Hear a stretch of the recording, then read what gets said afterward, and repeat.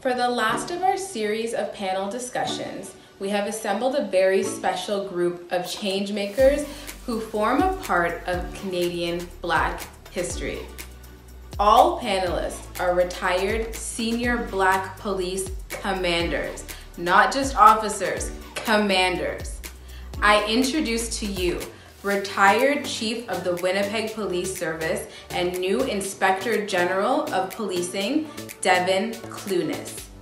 Accompanying Devin is retired Deputy Chief of the Peel Regional Police Service, Ingrid Berkeley Brown. And a special welcome to retired Inspector of the Toronto Police Service, Sonia Thomas. The panelists will speak to their experiences working within the policing system and go forward with strategies for the next generation of Black officers. The moderator for this discussion will be Assistant Deputy Minister of the Youth Justice Division, David Mitchell. Please give a warm welcome for our panelists and our lived experiences then and now panel discussion.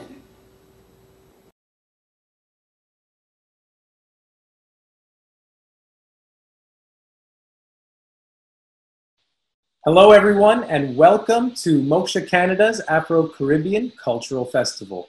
For those of you who don't know me, my name is Neil Danny and it's my pleasure to be here as your host for our very first panel discussion of the festival. I'm really looking forward to introducing our moderator as well as hearing the insights and experiences from our distinguished panelists. So I'm going to go ahead and get started with our moderator's introduction.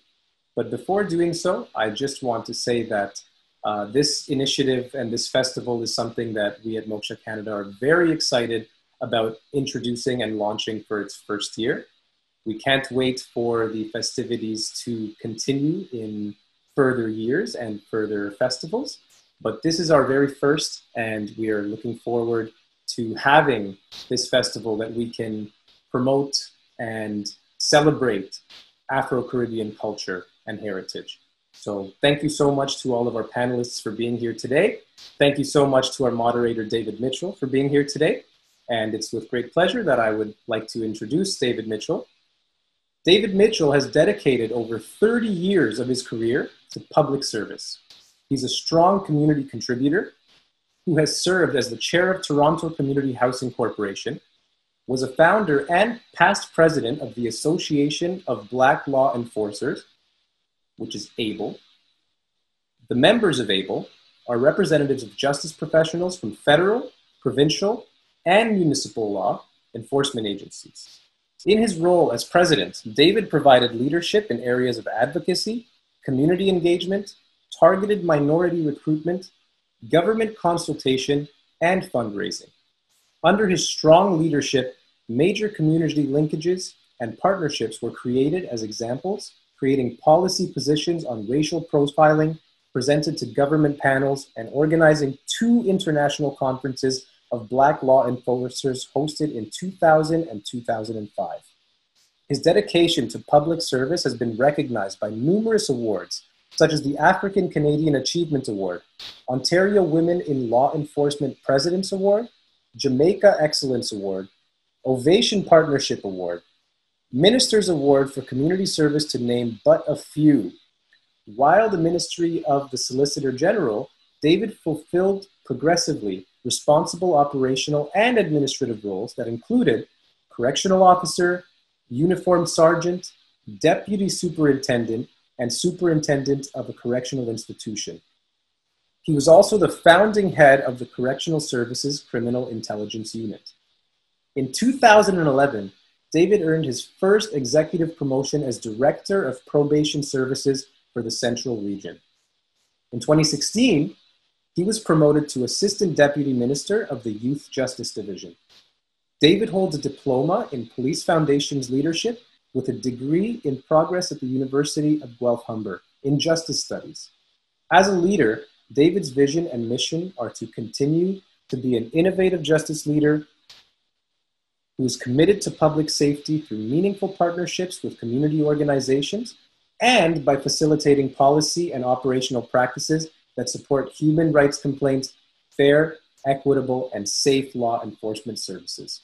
So ladies and gentlemen, it's with great pleasure that I introduce our moderator, Mr. David Mitchell.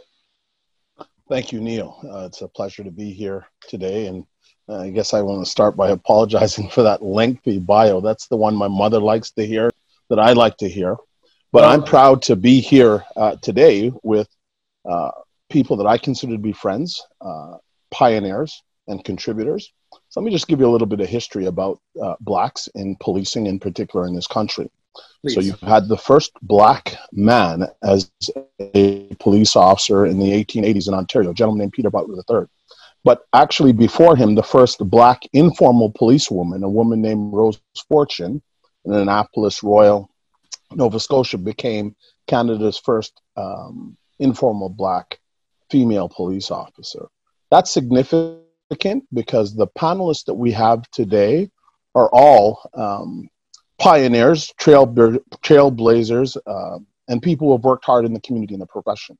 So what I plan to do is I'm going to take a little bit of time just to so the audience can get to know the face, the contribution, and the person, and talk a little bit about what it is that they've done, why they chose policing, and then get a sense of what they found as challenges and opportunities.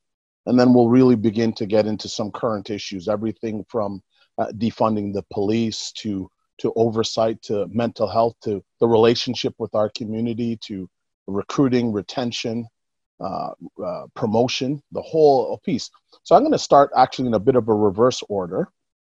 And we're going to start with, and when I say reverse order, I say that with no disrespect to the chief. But my two friends from Ontario and I have grown up together. and I was really pleased to find out when you became, actually a lot of people don't know that just because you were in Winnipeg, that actually you were the first Black chief by I think 11 months in Canada. So it's good to see you, Chief Clunas. Good to see you, retired Deputy Chief Berkeley Brown. And good to see you, retired Inspector Sonia Thomas. So I'm going to start with, I'm a Toronto guy. So we're going to start in Toronto, then we'll go to Peel, then we'll go to Winnipeg. So Sonia Thomas retired from the Toronto Police Service as an inspector. Sonia was the first Black woman to enter the senior ranks of the police service in Toronto. Sonia, why did you originally choose policing as a career? And in the time that you spent in Toronto, what were some of the challenges and opportunities that you found? And in particular, when you got promoted to a senior officer's rank, and some of the challenges and opportunities that face folks that reach senior ranks. And what I often say to people is, just because you're table and you get your say, you don't always get your way.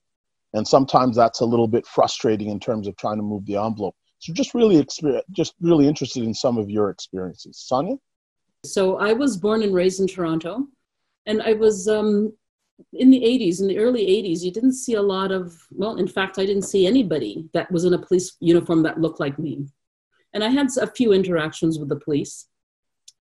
And what I recognized was that I didn't like the way they interacted with me. I didn't like the way they interacted with my family. I grew up in a family of 6 people, 3 boys and 3 girls, and we all had our own experiences around police. And I thought, if I become a police officer, I can serve the community differently than what I experienced. I was in the TTC in a subway one day, and I saw a big ad in the train that said, "Join the Toronto." Actually, it was Metropolitan Toronto Police Force at the time, and it was like a light bulb moment for me, and I knew that that's what I wanted to do at that moment. So I applied. I was hired fairly quickly, and so happy to see that one of the other panelists here today, Ingrid, was in my class of recruits. 2 female Blacks in a class of, I believe, close to 300 people, and 2 female Blacks in Ontario. I was hired as the 2nd female Black officer at the time. Terry James, who also is now retired, was the only other female Black officer on the Toronto Police Service at the time. So when you talk about challenges at each division that I worked at, challenges at each rank in the organization, challenges when I became a senior officer, and challenges when I was running a division and trying to make changes in that division to ensure that everyone in the division had equal opportunities to some of the specialized units within the division. And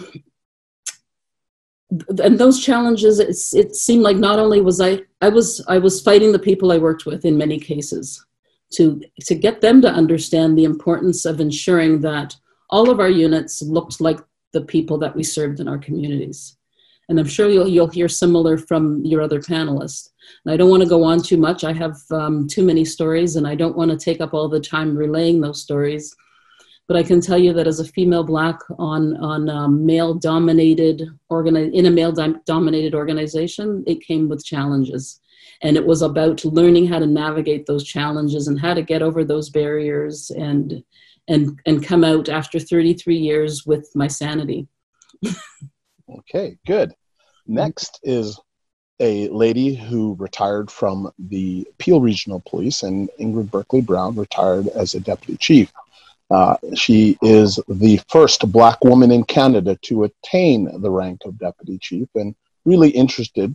So moving from a major urban center to a major, suburban jurisdiction just within the GTA, and talking about some of the challenges and opportunities that you found and why you chose policing as a career, and that, and maybe what ran through your mind when you went to the police college in Aylmer and there were 300 recruits and the only other person that you saw that looked like you as a woman was Sonia, and what that might have meant in terms of the future. So Ingrid?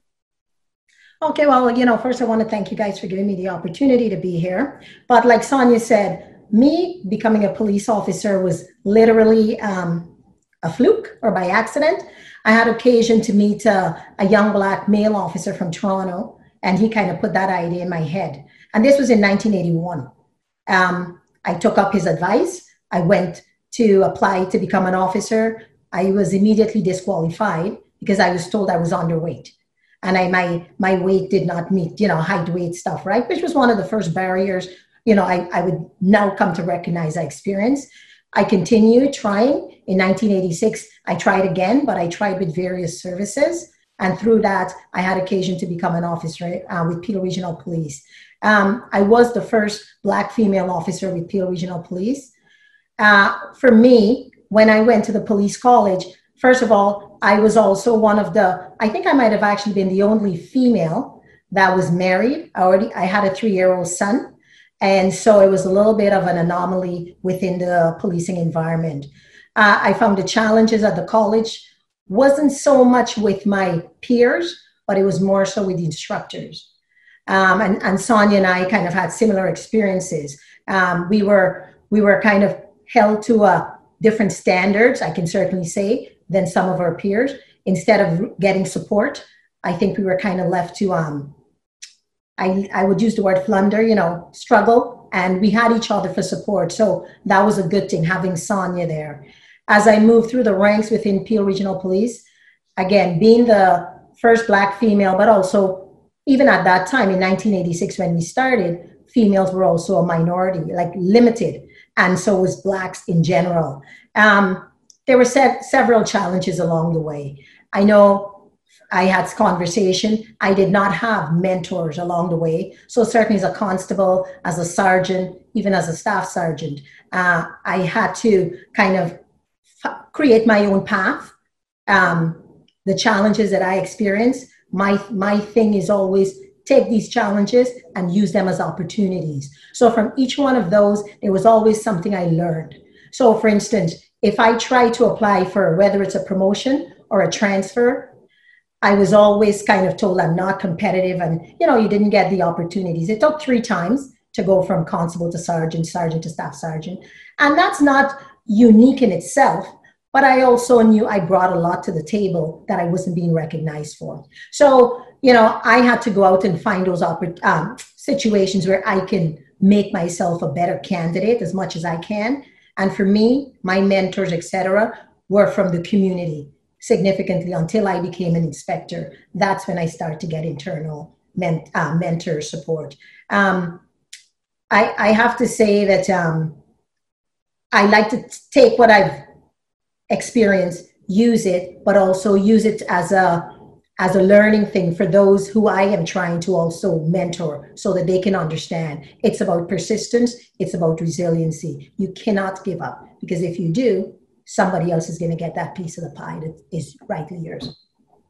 That's it for me. I can go into a significant. We're gonna get the opportunity, and just before I introduce the chief, and it's important that I think that the viewers understand the challenges that you all have faced and the sacrifices that you've made in order to contribute and make things a little better for our community, from the standpoint of being role models, from the standpoint of how you dealt with situations in the community. And just the barriers in that day, and they've changed. So I'm going to tell you a quick story. In 1976, Leighton Hope ran for the Canadian in Montreal as part of the Canadian 4x4 relay team. He had just come back from the Olympics and applied to the Toronto Police Service, and they rejected him because he was underweight. Remember where he just came back from. So, you want to talk about cards stacked, right? And so he passed everything, but he was, I think, 10 pounds underweight, and he'd just come back from the Olympics.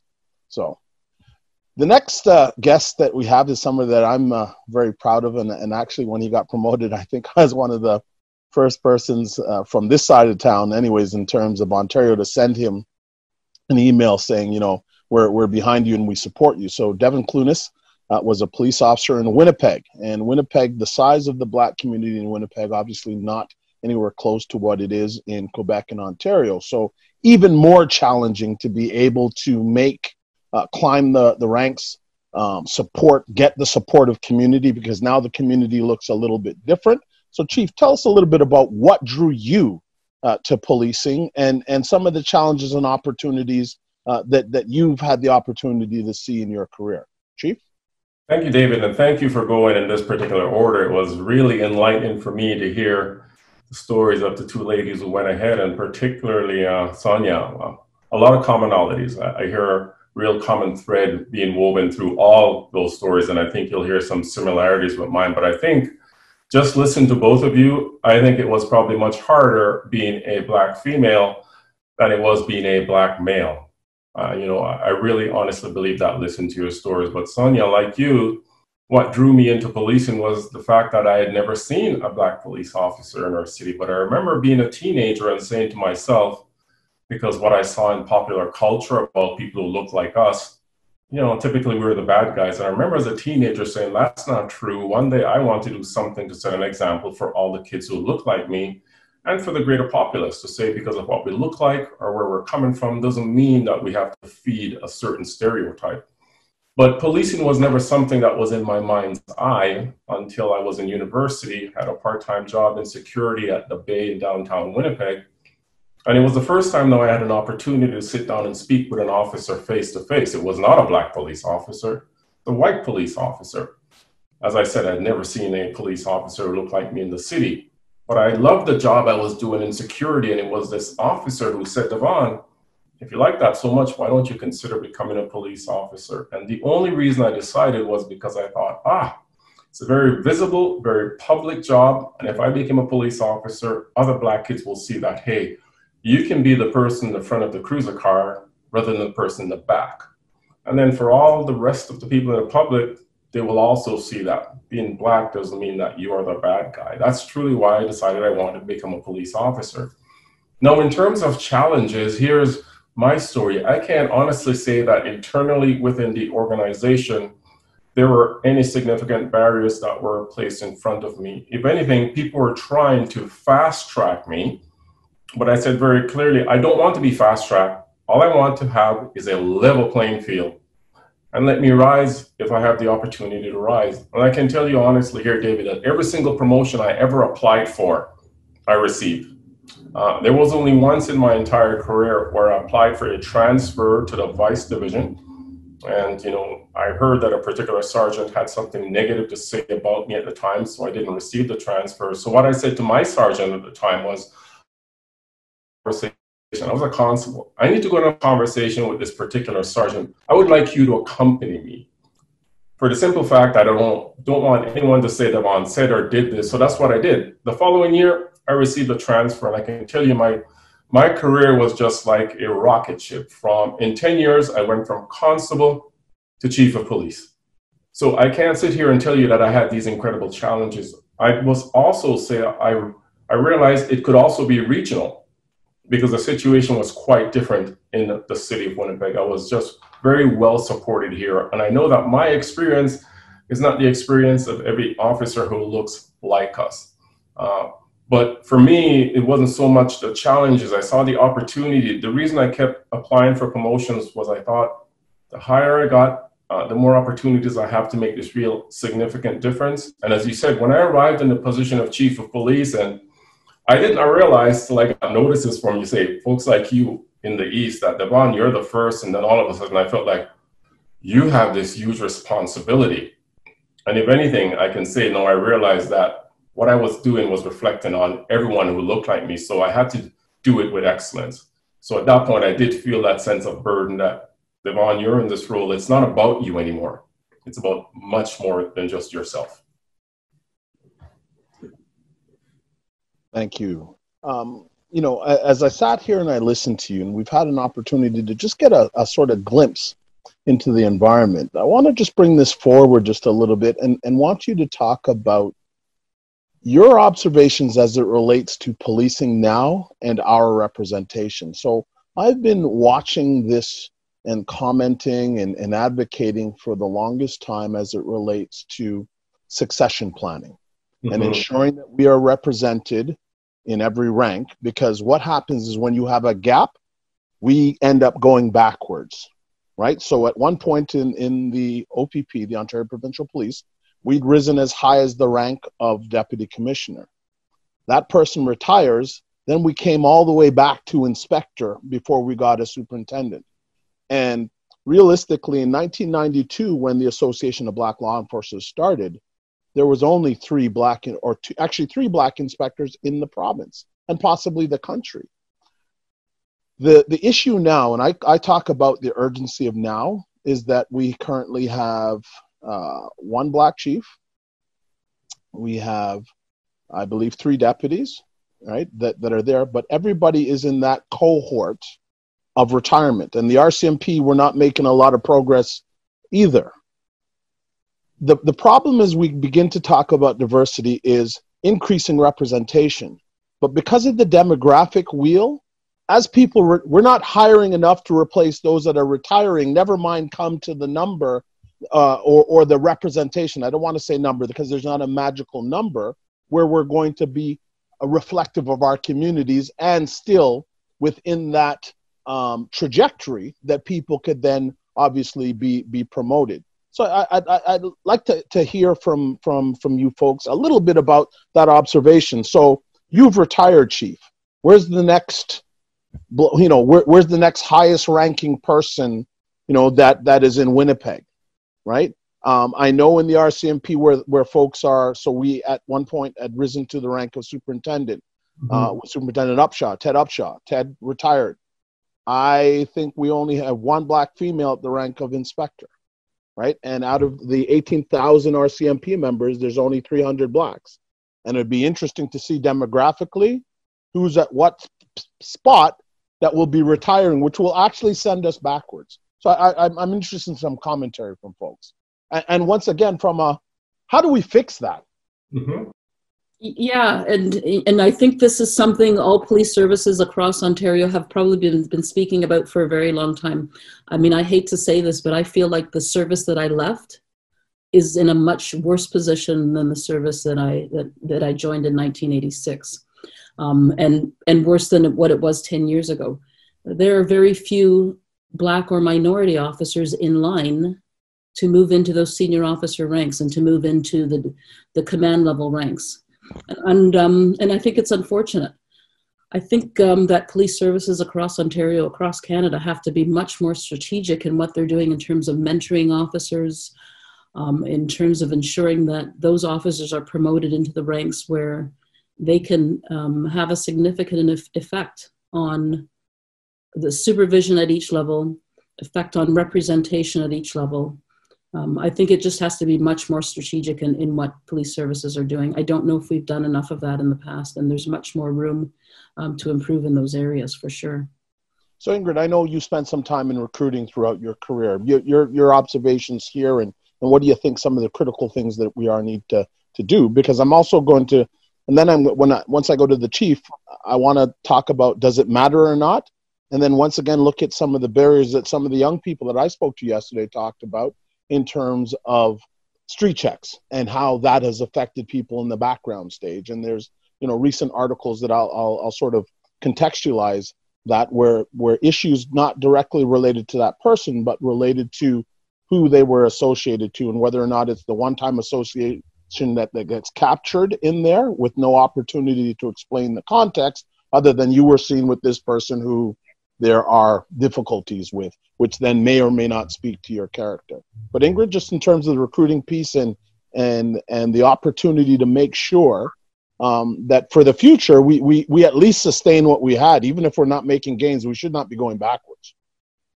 I think one of the key things when it comes to the recruiting perspective is that organizations have to be intentional in the way they go about seeking applicants to come into the organization. And whether that be going to Black focus event or, diversity focus event, women focus events, so that they can specifically get individuals from those various diverse communities to get into the organization. But I also think what a recruiter has to look at is they have to look at the individual in totality. And what recruiting bureaus are doing, I can speak for PO Regional Police because of course that's where I left. They are going beyond things like someone was street checked. That does not prevent that person from becoming an officer. Why were they street checked? We have to look beyond those small things because we know that one small incident does not bad cop make an individual, unsuitable to become an officer. They have to, what they're doing is they're making efforts to go into certain communities that they feel can be not only reflective, but have life experience or lived experience so they can understand what they bring that understanding as to what it needs and what it takes to be an effective police officer with a community mindset. I think, in the past, what we were looking at is, the big guy, the person that played hockey, that seemed to have been demographics that was focused on. Well, they're going away from that. They realize that is not what makes a better police officer. I think overall, whether it's promotion, succession planning is critical. That is something that I can say clearly our organization lacked. So you were put into positions, but you weren't prepared. No one prepared you to take on the role and understand the nuances of the position. They are going that way now, which is really, I applaud them for that because that is critical. But it is about being intentional. So as a senior officer, even as a supervisor, it was important for me, not only with race, but also gender, to ensure that individuals were put in positions that they can achieve their own successes. Because sometimes we were kind of left at the bottom of the ladder, if you weren't at the bottom of the bottom rung of the ladder.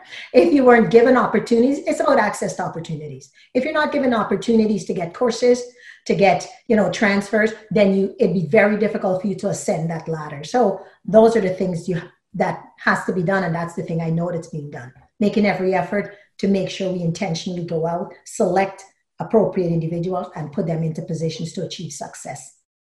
Dave, go ahead. So I know that when I came on, many, many years ago, there was a rule in place that said that officers that were hired for the Toronto Police Service had to live within a certain radius of Toronto. They got rid of that. And as a result of that, they started hiring from all over. And I'm not saying that there weren't wonderful, great people that serve the community with pride and dignity and respect. But I think we need to really go back to hiring people from communities in which we're serving, people that understand the communities, understand the demographics of those communities, understand the people living in those communities, and understand the lived experiences of those people, and really have the empathy to understand how certain communities need to be policed. I think we've moved too far away from that, and we're seeing the results of that now. So sorry, I didn't. No, definitely. I'm just going to go to the chief in a second, and you raise a very valid point. In the United States, it's called a residency rule.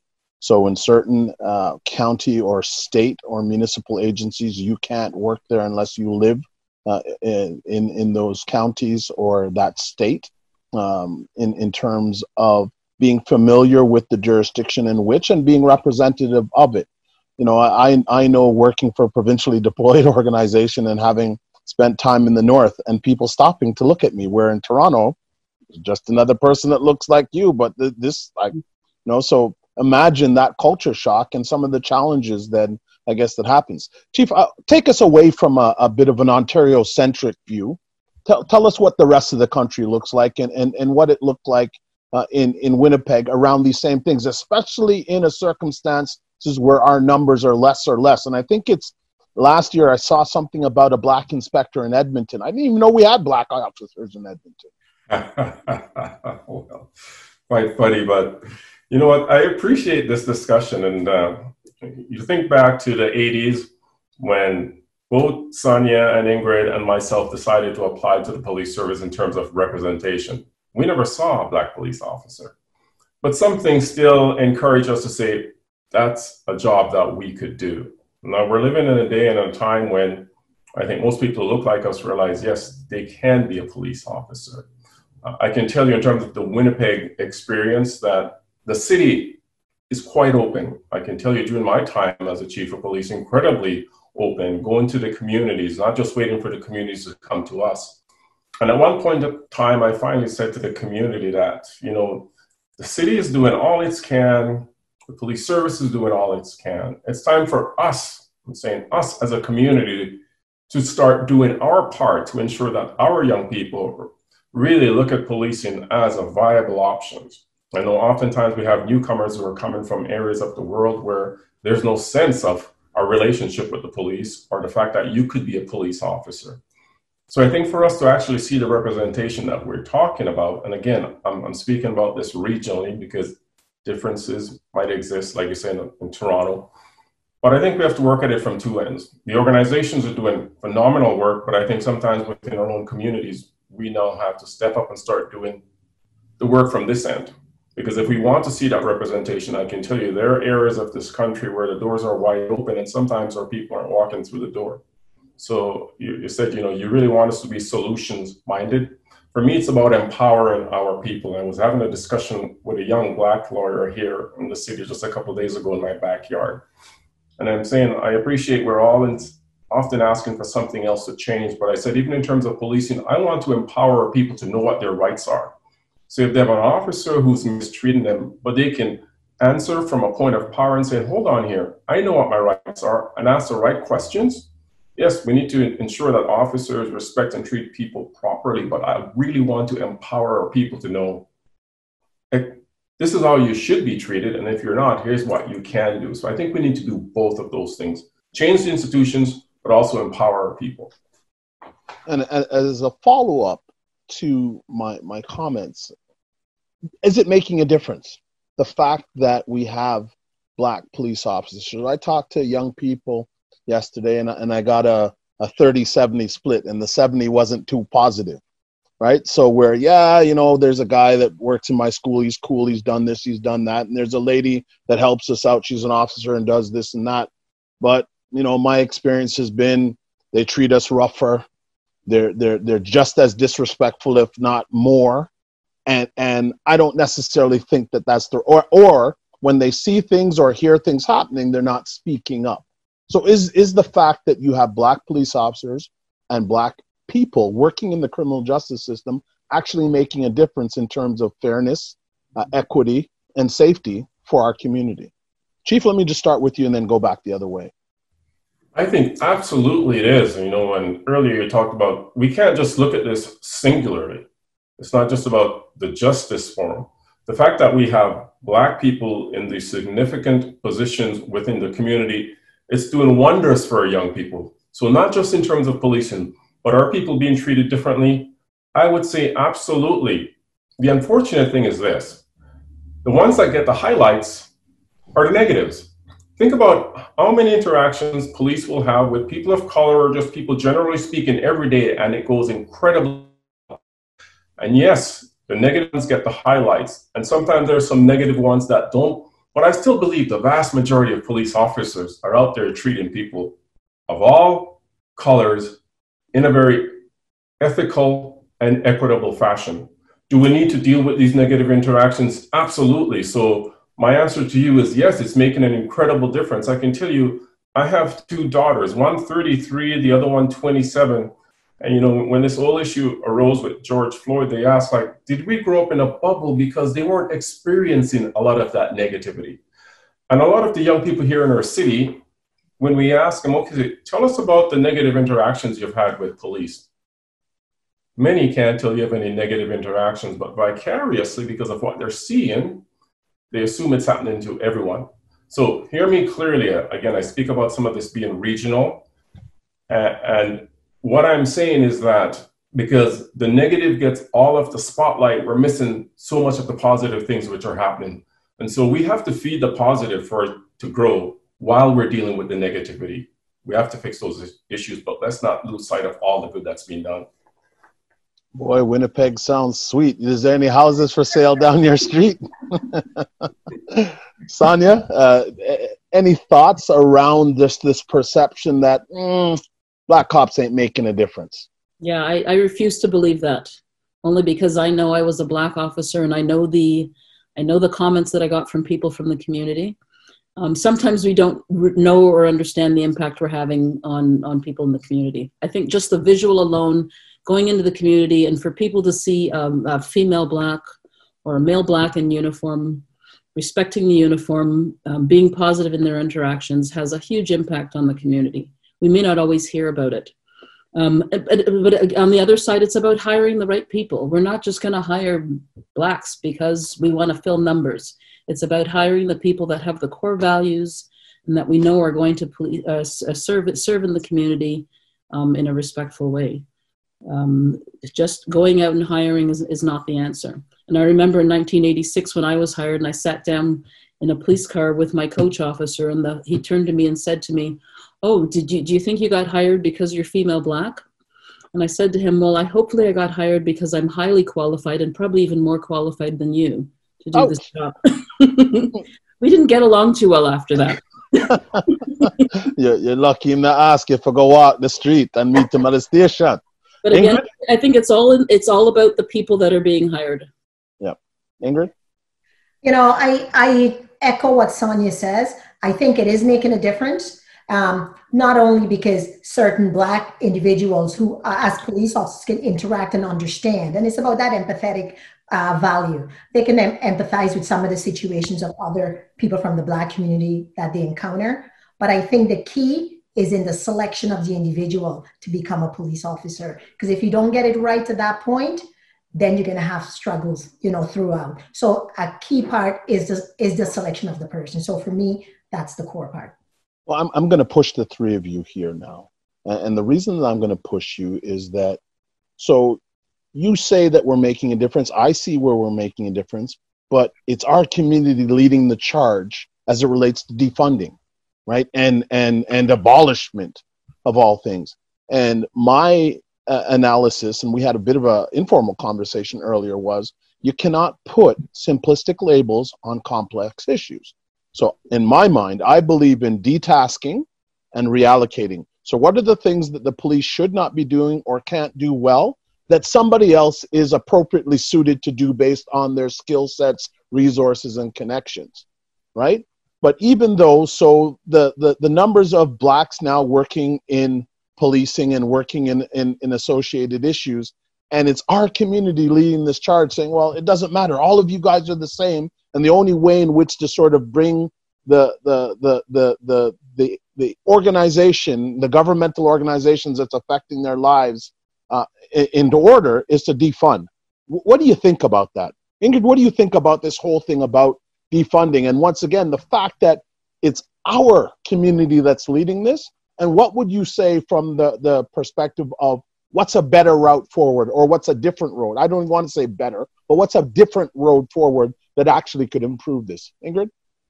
I think the different way forward is, I'm not a proponent of defunding the police. And if we're talking about removing money from the police budget to reallocate somewhere, I have some challenges. I have some difficulties with that because I know the budget that the police worked with. I think we all know a significant portion is salary in itself, right? But I think the best way to, or my opinion, to address this is, and police is going that way, to the community safety and well-being plan.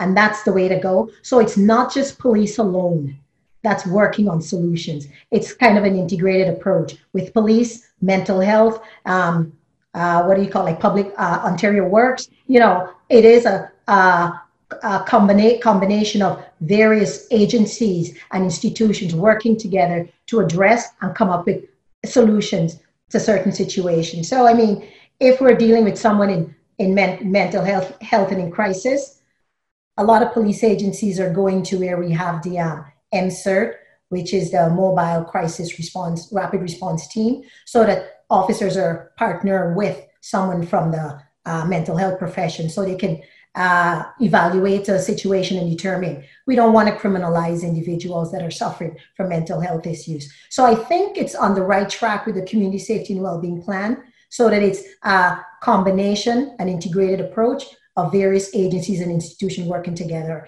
I think that's the way to go, because funds have already been put aside for those institutions. There's people trained already there, because police officers are not mental health practitioners. So that would be my take, is just getting it all together and working, and they're going in the right direction.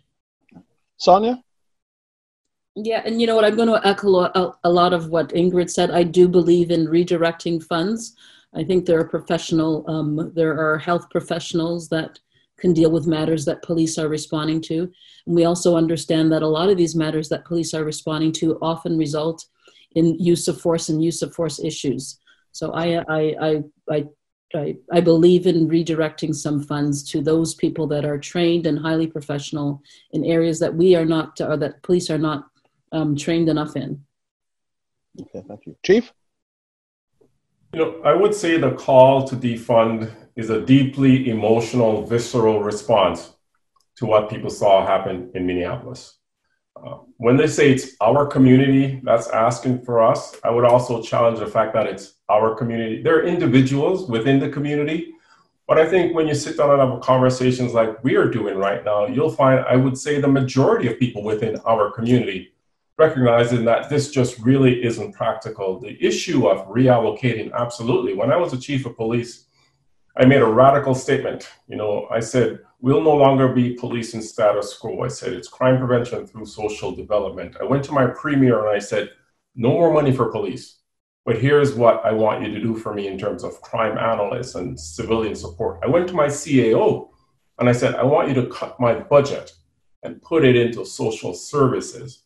So we started doing policing differently here. During my tenure as chief of police, the operational budget did not rise except for negotiated contractual obligations. Crime dropped significantly, community cohesion. That's what we're talking about. So I think we're just having it should be a positive conversation, but in a very negative arena. The concept is sound. We just need to reframe the way we're having the conversation. So, you know, it's interesting because you have led me to a place where I'm going to push you guys a little bit more, right? And I don't want to hear anything about anything is before the courts or that it's inappropriate to comment because something's under investigation, for two reasons. Number one, the item that I'm going to speak to you about is not here in Canada. And number two, it's not live before the courts. So what type of damage does situations like that whole Masayu jury incident do to police officers? And we see that in the States, and people don't make a distinction in terms of what is here. Because I looked at that and it actually upset me because of the negligent investigation. And if folks remember, Masai was actually charged with assault. Now body-worn camera footage is coming showing that that's not the case. Well, who looked at that before they charged him, right? And knowing what the consequences could be. But now, and then obviously all the allegations now about it being, you know, a money grab and blah, blah, blah by the officer involved. But for me and many members in the community, in terms of the young people I'm speaking to, for them, there's just another example of where we're not doing the right things. What damage does that do? And how do we repair, more importantly, how do we repair that damage, especially here in the Canadian context? Chief?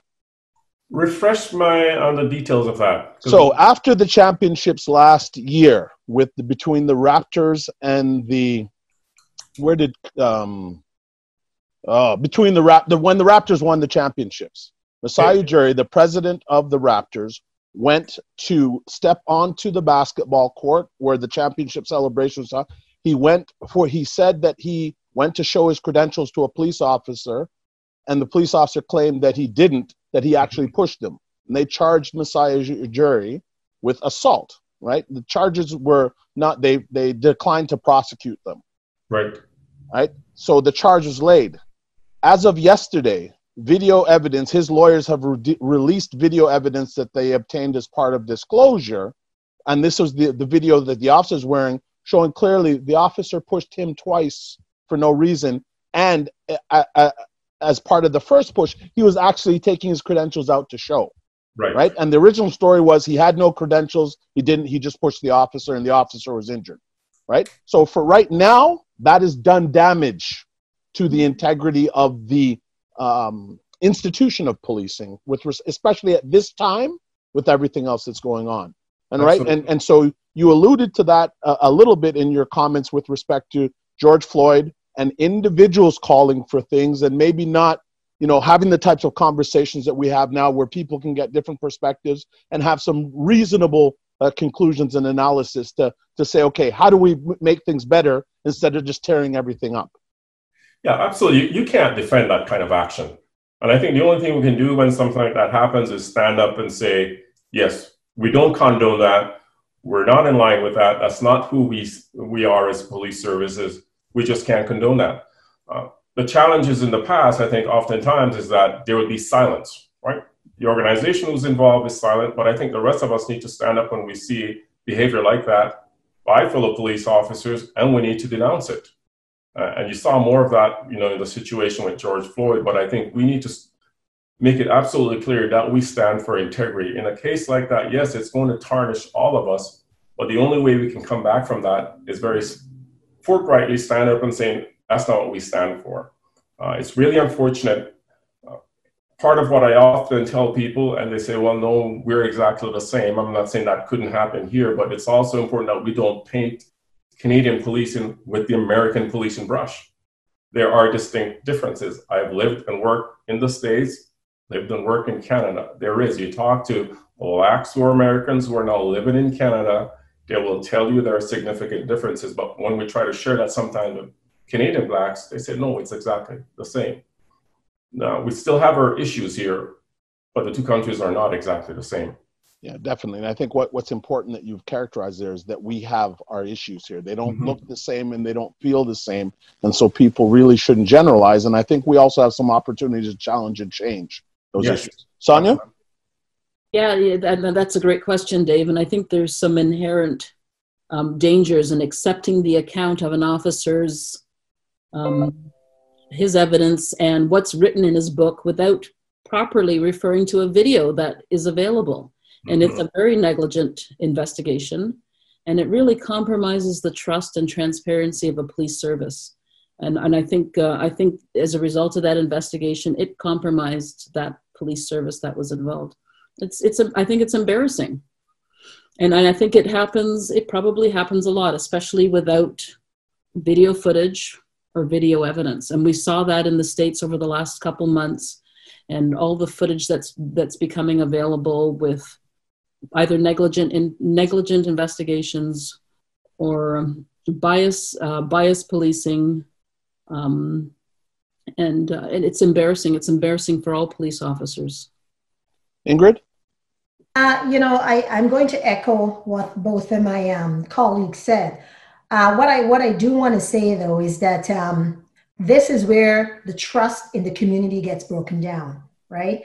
Because when they see something like that, as you said, Dave, that's going to be the vision or the view. Oh, here we go again, exactly what I said.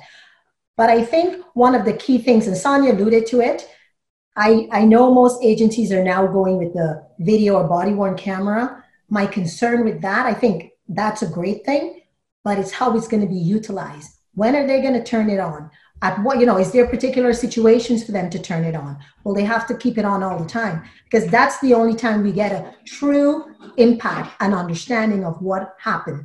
When an officer can create the narrative, it can be challenging for the community. And that is what happened there with Masai, until that footage showed differently. So, and to Sonia's point, we need to hold officers accountable, and not just the ones involved, but the ones who are onlookers or bystanders.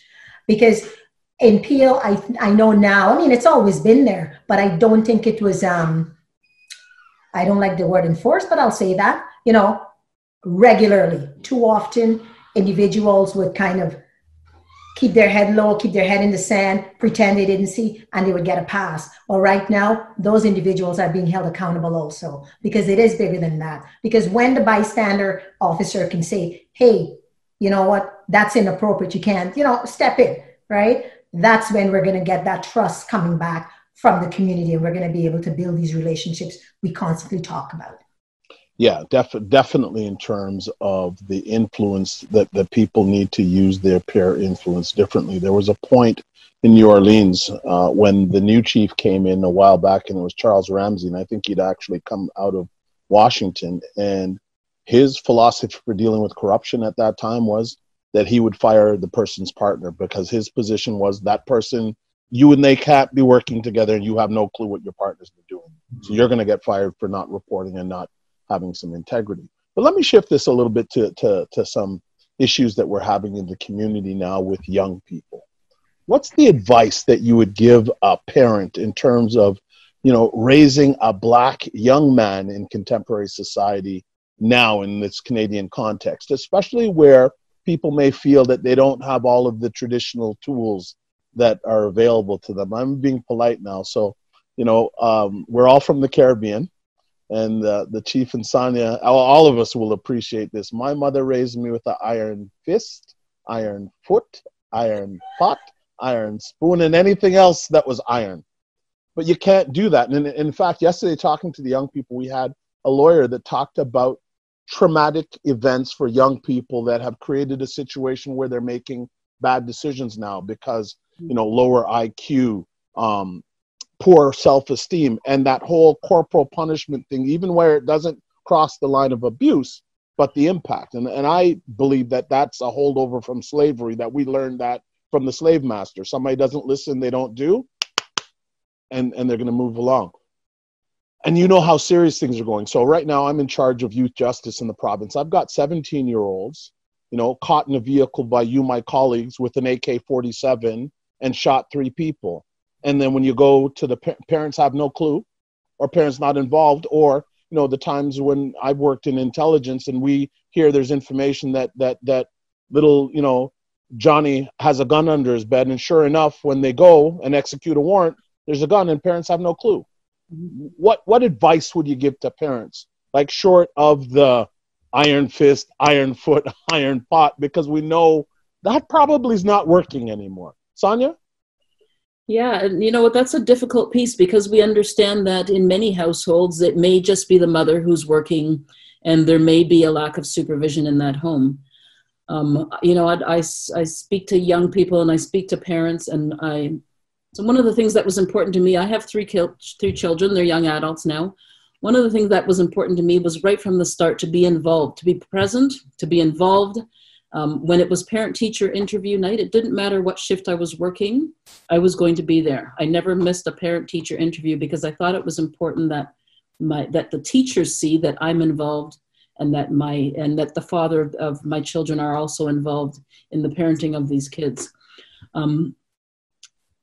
I can't stress enough to parents to be involved with your kids, and have some knowledge of what's going on with your kids, who their friends are, where they're hanging out. We want to tell our kids to be respectful of the police, but somebody mentioned earlier about making sure that these young people are also informed and they know what questions to ask when they're stopped by police.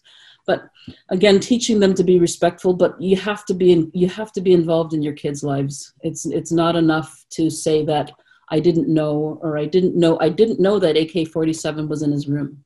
Those are things that you should know as a parent. The other piece of that is also the role modeling. So we have parents telling their kids to be respectful, and something goes wrong at school, and parent goes down there and loses their mind. Right. And you're hearing words that you haven't heard in a long time that have no place in public spaces. Right? And then they turn around. It's a contradiction, and they're seeing that. Ingrid, your thoughts on that in terms of advice to parents, in terms of how do you influence, how do you supervise, how do you rear with all the challenges in terms of pairs, in terms of, wanting to be accepted and maybe having limited options or tools that you're accustomed to in terms of corporal punishment, in terms of trying to correct young people? Well, I have a 37-year-old son, right? And now I've got a grandson. And I can tell you, at the time, even when my son was a young man, I was also giving him that message about being respectful, not being out after a certain time. So I too, I've done that. And that's the same message that's being given today, right? And you would think that as a country, as a province, we've come far enough that those things would not have to be the message you're giving to your children today. Challenges with parents and parents from the ethnic community or the Black community is that whether we're mothers, fathers, we're working hard. They're working 2 jobs, right? So there's limited time that they get to spend at home. But I think it's important to sit down, have conversations with your children, try as much. And even though both of my kids were born in Canada, I did everything in under my influence and with my husband to ensure they were educated about the Black culture, Black community, so they too can have that understanding, realize that what they have now is privilege, right? Whereas for us, I speak for myself and my family, it was struggles. My kids have come into a situation where we've all got our own homes. We've all got cars, they're not going through that, taking the bus, etc. And they have to be able to appreciate that. And, a little bit may be our own fault because we all want to do better for our kids. So we, saved, put aside, work to make it better. But again, we need to sit down and explain to them the importance of, I've always said, getting ahead, advancing, hard work, education, and I'm a huge proponent of community work. But it's about sitting down and having those real hard, tough discussions with your children. Chief? Wow, I echo the thoughts of the 2 mothers on this panel. And David, I certainly relate to your opening comments on this part of the topic because I grew up in fear of my mother. I love her to death. We talk all the time. My mother's one of my best friends right now. But I grew up in fear of that woman. She never had to spank me, but I grew up in fear of what would happen. Kept me on the straight and narrow, so to speak. Not saying that's what we have to do. I grew up in a single parent home. My mother was working 2 jobs. If there's any kid who should have gone the wrong way, it could have been me and my sisters because mom was working most of the time. But she did really set a firm goal that we're coming from Jamaica. We're in a land of opportunity. We're going to do something with get an education. Don't get in trouble with the police. You talked about role modeling. When I became the chief of police, one of the things I did, and remember back then Winnipeg was perennially murder capital, crime capital. What are we going to do to rectify this? So I had community meetings across the city, and I would ask people, what do you want? Not a single person ever said they wanted more policing, but at one of the forums, single father stood up and said, can we get parenting classes? Think about a lot of the young people who are finding in difficulty when you take them home, as you said, the type of language, what's going on. So we have parents who aren't doing the best that they can because they probably weren't taught how to properly parent. Now, this is not condemning anyone. We're simply saying it's the reality in community. So if we really want to do something meaningful, maybe these are the things we need to start doing in our communities. I think something as simple as a parenting class, or for example, when you look at the fact that domestic violence are so prevalent and we're dealing with that all the time, we expect police to fix that. What if we were teaching healthy relationships early on in schools and things like this? I think that's what we need to be doing for our young people if we really want to see crime reduced significantly. It's not just about the policing fixing things. How do we collectively deal with societal ills? Yeah, see, the same situation here, Chief, in terms of a single parent. And my mother was crafty, and you remember being a latchkey kid, you were told, okay, when you get home, don't touch the stove, don't open the door, don't answer the phone. Phone rang one day, I answered, it's my mom. You're going to get it when I get home. But why did you phone? You can't win. Let me do a quick check, time check with Neil. Neil, how much time do we have left? And because I know we're just approaching that 7 o'clock, that hour area, and just so I can give everybody a final comment. Sure. I mean, you know what? This discussion is great. Thank you so much for everybody's time, taking out the time to be here and answer these questions with such honesty and sharing all your stories. And thank you so much, David, for all these amazing questions. Really, as long as the discussion goes on, we're fine to have it, because I think this is a very important issue and a very important topic, and we're getting insights and experiences shared that we normally, our viewers may not get these experiences. So if there is something that from the perspective of yourself, David, or the perspective of our panelists that you would like to share, then please, by all means, feel free. Certainly. All right, good. So I'm just going to take a little bit more time and explore a couple of other things. So recently we've seen issues of profiling, and we've seen the cases in the courts, and how the term that we're now hearing is surveillance of the Black community based on over surveillance. If you surveil a particular group more than another, you're bound to get stuff, and that you're going to get disproportionate representation.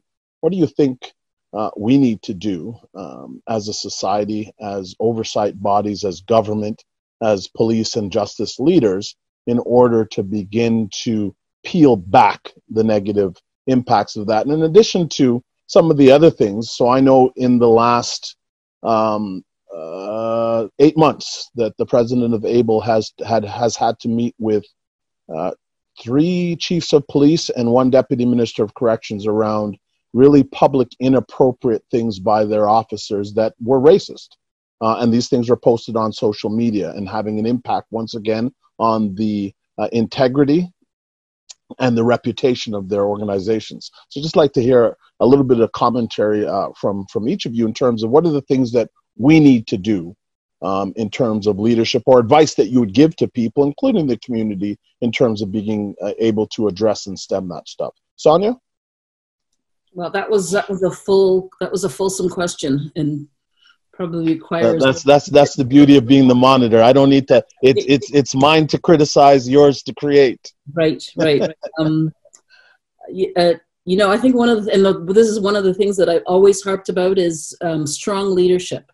You know, the people that you're going to promote into positions have to be strong leaders, and they have to be strong supervisors, and they have to be willing to challenge inappropriate behavior. And I think that's where I know I could say in the Toronto Police Service, I think there are some incidences where stronger leadership could have resolved issues before those issues got much bigger. So the other part of that question was around the racial profiling piece. The racial profiling piece, and again, that's a huge piece, and I just want to talk about officers being able to look at things from a trauma-informed lens when they're dealing with certain people. We know that certain people are more traumatized than others, depending on where they live, depending on being over-policed. And I think as officers in those communities, and really just looking at things a little bit differently, trying to understand people's lived experiences, and just serving the community a little bit differently, knowing that there are certain communities that have been over-policed, that have been traumatized, and then don't have equal opportunities as other communities may have. I think that when I look at that, I think it's all in context, right? When we talk about over-police, right, we know that there's individuals within any police organization that have their own biases, right? Now, one of the things I've always struggled with is there's times when you want to work in a community and there's that question of, if you try to get into that community to try and build relationships, it can be seen as over policing. And then if you don't, then it looks like the police are not there when they need them. So over surveillance, I think if there's any agencies or organizations or even members that are doing such a thing, then they have to be held accountable, right? I'm not quite familiar with that discussion that you're talking about, Dave, but I think it's clear that if there's a feeling that that individuals are being over surveilled and you're talking racial profiling, we know it's inappropriate. As a police organization, individuals who are doing that or exhibiting those behaviors have to be held accountable. I think also as a community, we just need to be very careful because it may be that we're in that community to work and help build relationships. Obviously, if it's a context where individuals are not doing anything or behaving inappropriately and they are, profiled, then that's a problem, right? So I think it depends on the context, and I might be missing. Yeah. So there's two things. So there's legitimate police attention based on behavior versus attention that is drawn to people based on their race, and then the investigative action or enforcement action that follows in terms of that. And one of the things that we're seeing a correlation between is an increase in publicly racist things. So for instance, in Durham earlier this year, the racist memes that were on a Facebook page of a black stick character being a victim and a white police officer beating them with a stick. Recently, another racist meme in Ottawa, which is being investigated and addressed in terms of depicting racialized and black officers as less than qualified, and the caption being they'll hire anyone. Recently in corrections, two white officers and a black officer in an altercation in a room because of a comment about Black Lives Matters. And then most recently, and actually I'll save that one for the next one, was a situation where there was a posting, once again, and this was in corrections, and this is one that Jackie had to deal with, where the commentary was around Black Lives Matters. Well, if your life matters, don't commit crime, right? So these are the types of things that people are publicly displaying now in what they think are private groups, where before, we know in the days gone by, people would say their business but keep it, but they're putting this stuff out. And as this stuff is coming out, you're also seeing a correlation between the behaviors in the community. And so I'm not trying to line them up, but people are making those observations in terms of what their experiences. So certainly you're absolutely right in terms of legitimate reactive policing. When you're called, you have to deal with what's inside of you or what's in view. But then there's also the proactive ones. And I draw everybody's attention to the recent third or second report from the Human Rights Commission that talked about perception and discretion, right? In terms of where people exercise discretion and what it looks like in terms of disproportionate impacts on Black people, where you're more likely to be charged, more likely to be the subject of use of force, and so on and so on. So that's just trying to sort of square those things up with, as we're trying to fix things inside, major things keep popping out the outside. And I'm a true believer that how we treat each other inside the building is going to be very reflective of how you're going to treat people in the community. So one of the things that was important to me when I was running a station was making sure I was on top of anything that was posted that was inappropriate was removed, and it was also investigated. For me, it was important so that everybody in the building knew what I stood for and what was important and what was going to be tolerated. Because again, I thought it was important that how we treat each other inside is going to reflect on how you're going to police and serve in the community. I had an opportunity. Go ahead. Sorry, Sonia. Go ahead. Sorry. I had an opportunity to read that report into racial profiling, and I mean the results were staggering. And in every category, I'm just reading here. It said blacks were grossly overrepresented in almost every category. There's something really wrong with that. And as police services, we need to do a much better job of identifying trends in our officers. If you're a platoon manager or a staff sergeant running a platoon, you should have a pretty good handle on the trends in your officers. If you see one complaint come in this month, and then you see another complaint come in another month, and then 6 over 6 months, there's a problem. And those are problems that should be identified and addressed with the officers. So sorry to interrupt there. Yeah, no problem. Chief? Earlier, you talked about trying to apply simple solutions to complex issues. This is one of those complex issues. I'm not saying that the issue of bias-based policing is complex.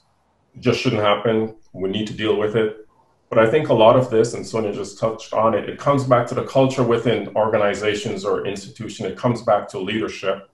You know, Winnipeg has one of the largest urban indigenous populations. So I would say sometimes the experience that, for example, whether it's in the US or places like Toronto, when you look at the Black community, the indigenous community, could represent that here sometimes in Winnipeg. So, you know, it was important for me to set a tone as the leader in terms of who we are as an organization, how we treat people, what the expectations are of the leadership. And you talk about how I treated people internally, and I challenge them now simply to reflect that externally to how we deal with citizens. So one of the proudest moments in my entire career, I had announced my retirement. My wife and I were serving at a soup kitchen in downtown Winnipeg, where all the homeless are coming in. And they would come in and they would say, "We know who you are." I was wearing my uniform. They said, "You're the chief.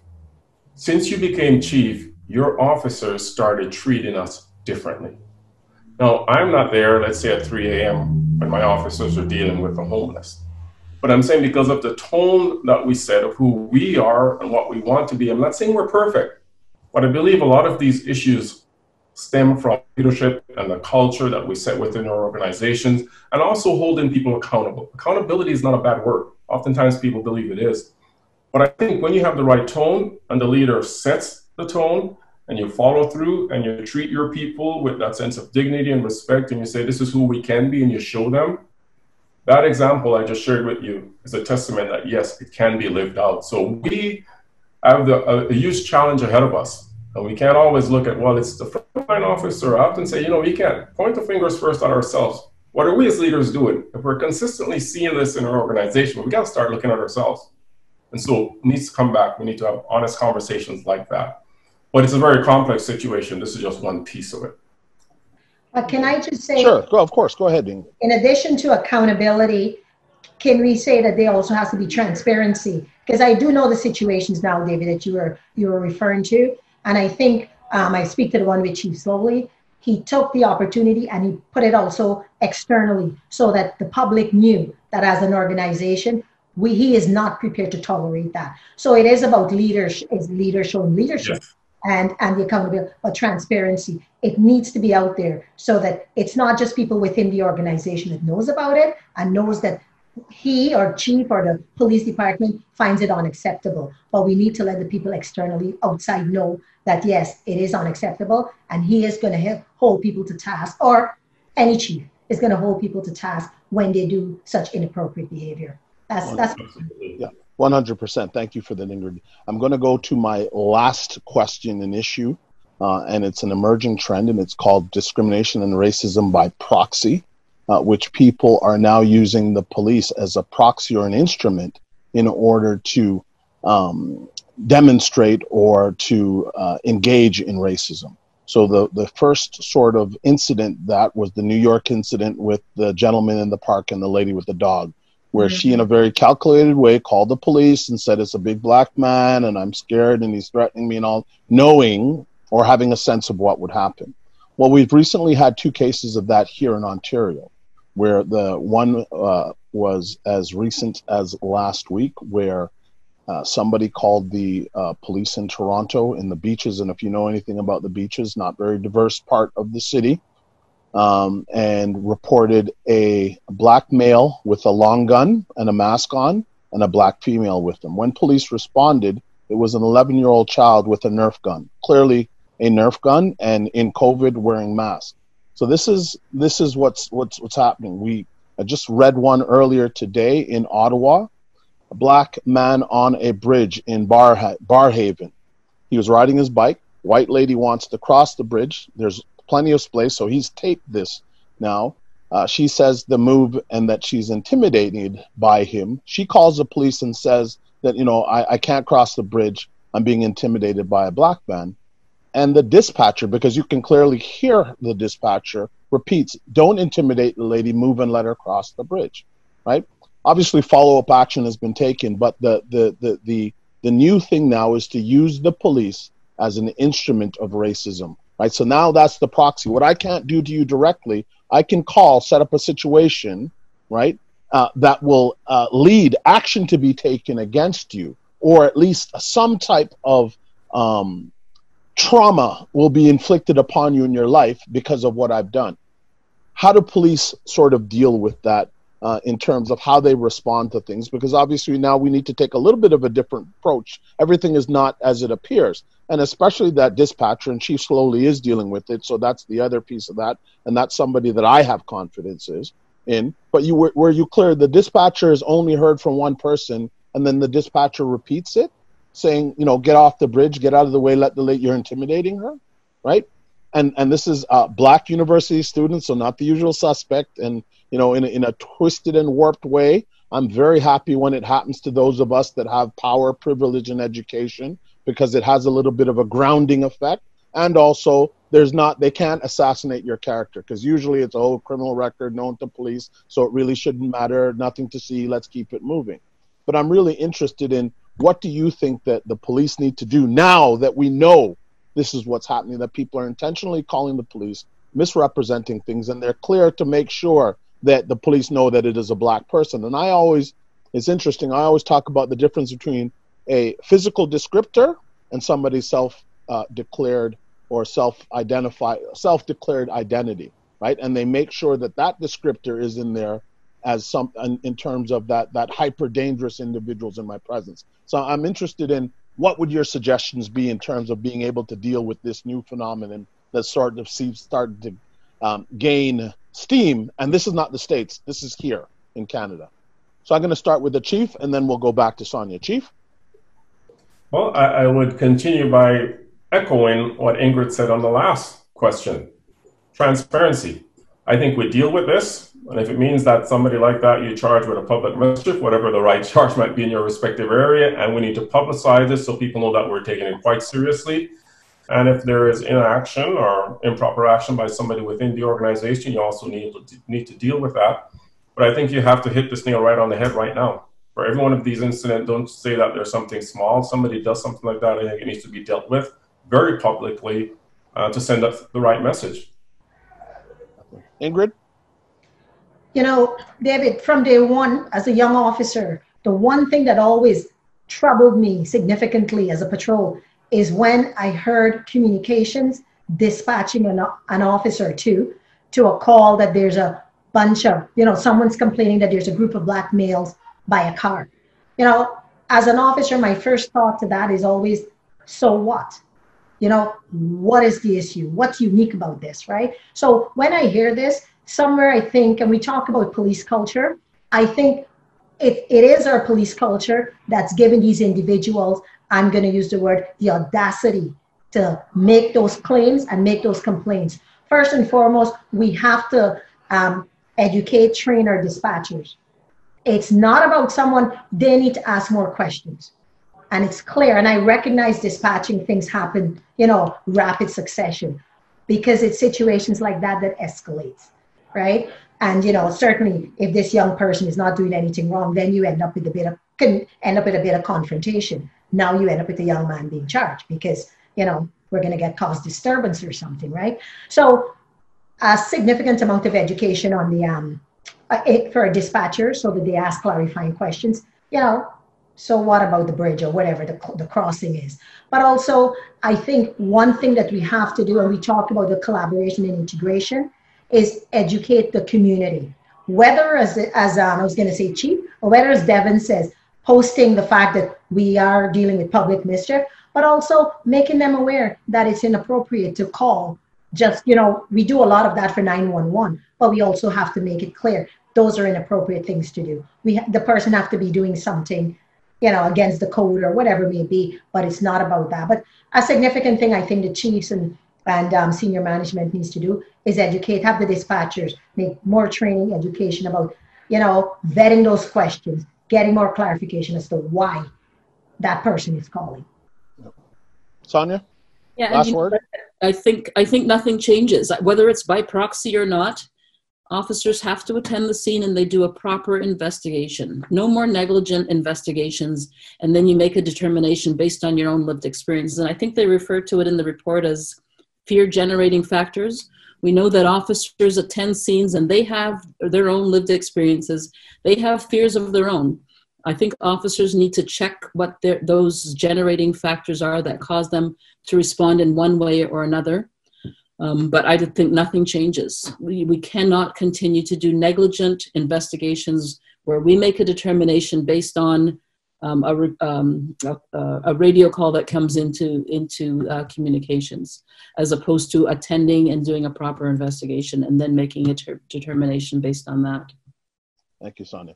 Just before I turn it back over to Neil, I want to thank Sonia Thomas, Ingrid Berkeley-Brown, and Devin Clunis for their honesty, their passion, and their commitment, and their willingness to continue to contribute to the community through their ideas, their experiences, and observations, because it's clear to me that as former police officers that are now retired, they still want a better situation for members of our community, and in fact, all communities, in terms of how services are provided.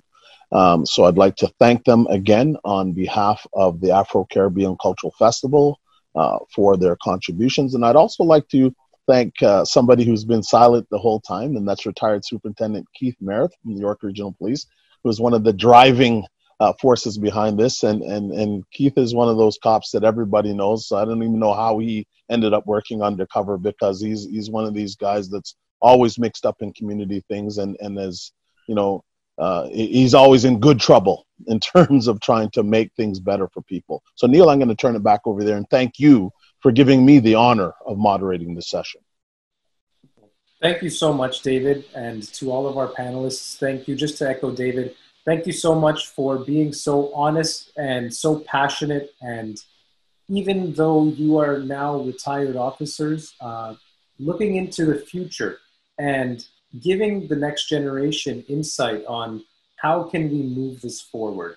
How can we, through our own experiences, help shape the experience of future generations? So thank you so much for that. It's been an honor for me to be part of this discussion. I've learned so much. And David, thank you so much for being such an excellent moderator and creating such great discussion amongst our panelists. Thank you.